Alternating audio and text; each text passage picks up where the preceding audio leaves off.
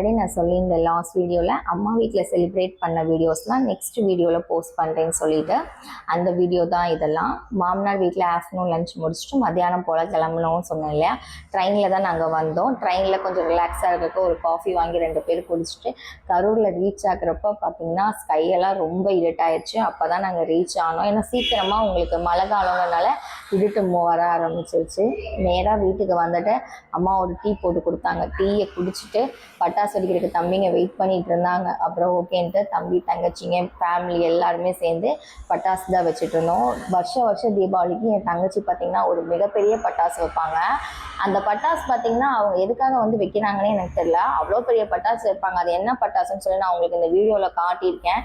நீங்கள் அந்த பட்டாசு என்னன்னு சொல்லிட்டு எனக்கு கமெண்ட் பாக்ஸில் சொல்லுங்கள்.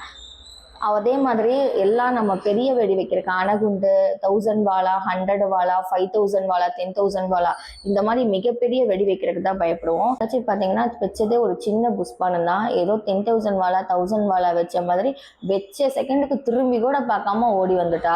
நம்மளாம் புஷ்பானம் வச்சோம்னா பக்கத்துலேயே நிற்போம். சங்கு சக்கரை வைக்கிறப்ப மட்டும் கொஞ்சம் தள்ளுவோம். ஏன்னா சில சங்கு சக்கரம்லாம் பார்த்தீங்கன்னா பிளாஸ்ட் ஆகும் இல்லையா. ஸோ அதில் கொஞ்சம் நம்ம கேர்ஃபுல்லாக இருப்போம். பட் புஷ்பானத்துக்கு பொதுவாக நம்ம யாருமே அந்த அளவுக்கு பின்னாடி வர மாட்டோம். பக்கத்துலேயே நின்று ரசிக்கப்போம். அதுக்கே பார்த்தீங்கன்னா அவங்க தெரிச்சு ஓடக்கூடியது. அப்புறம் லாஸ்ட்டாக எல்லாரும் சேர்ந்து கம்பி மத்தாப்போட வீடியோஸை தீபாவளியும் முடிச்சிட்டோம்.